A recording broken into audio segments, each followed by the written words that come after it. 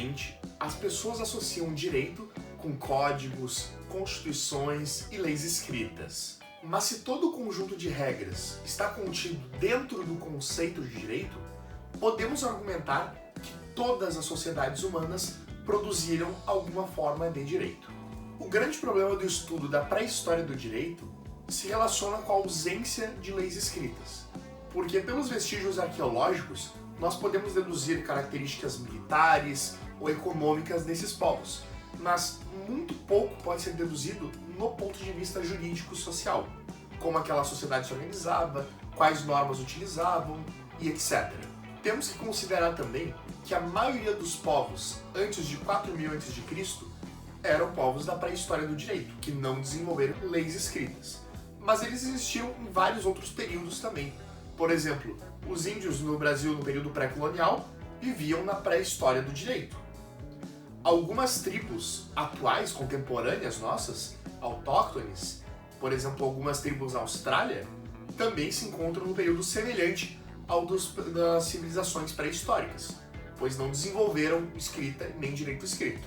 E a metodologia utilizada para conseguir estudar esses povos da antiguidade se baseia justamente analisando povos contemporâneos numa situação semelhante.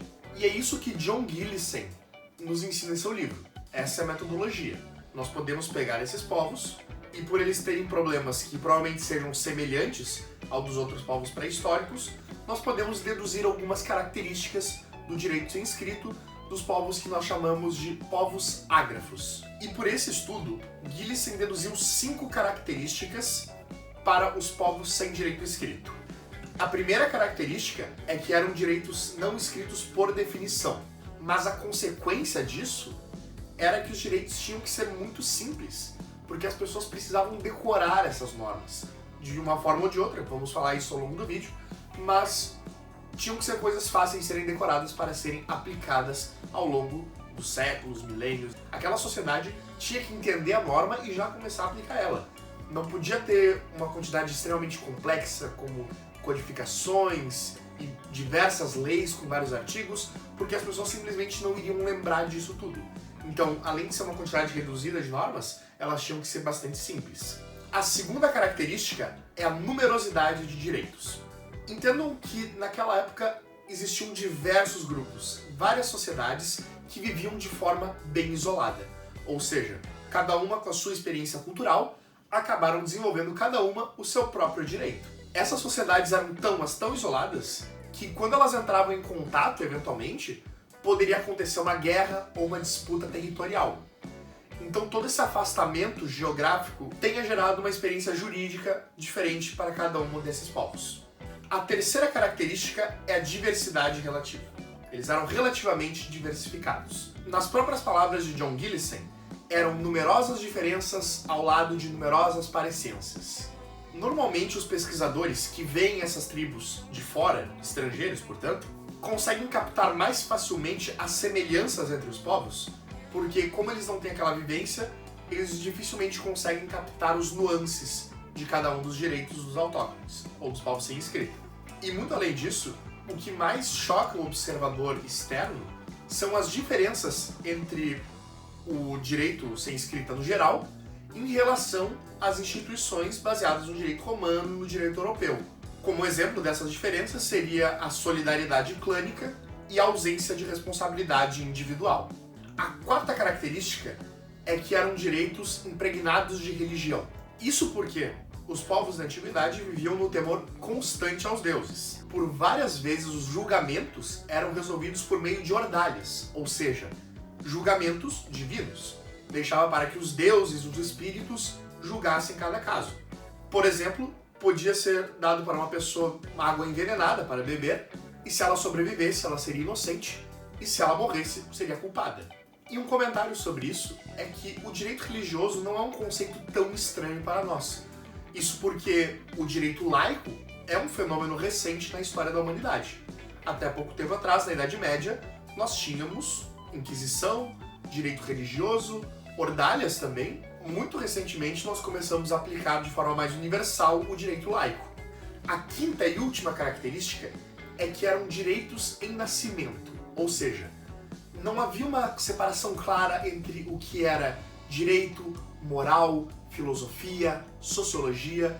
Todos esses conceitos estavam juntos, amalgamados, numa única experiência cultural. Neste aspecto, muitos argumentam que não existia direito naquela época, porque não haviam estruturas jurídicas semelhantes ao direito romano, como também não existiam conceitos claros sobre justiça ou responsabilidade individual. Marx e Engels, baseado em Hegel, ligavam o direito ao fenômeno estatal. Ou seja, para eles, estas sociedades sem direito escrito também não teriam direito, por não terem desenvolvido o fenômeno estatal. Vamos falar um pouco sobre outras características. O costume provavelmente era a principal fonte de direito naquela época. As práticas reiteradas naquela sociedade adquiriram força de lei.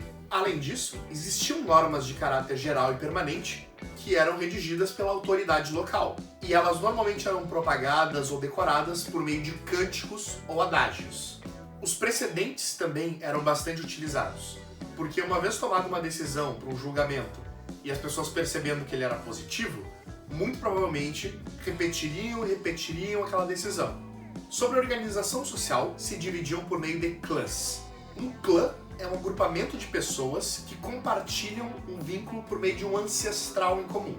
Esses clãs normalmente tinham um nome, mitos, rituais e normas de coesão social próprias.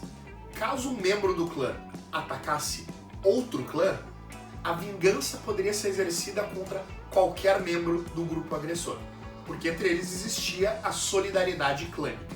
Nesta forma de organização social, surgiram diversas instituições de direito privado.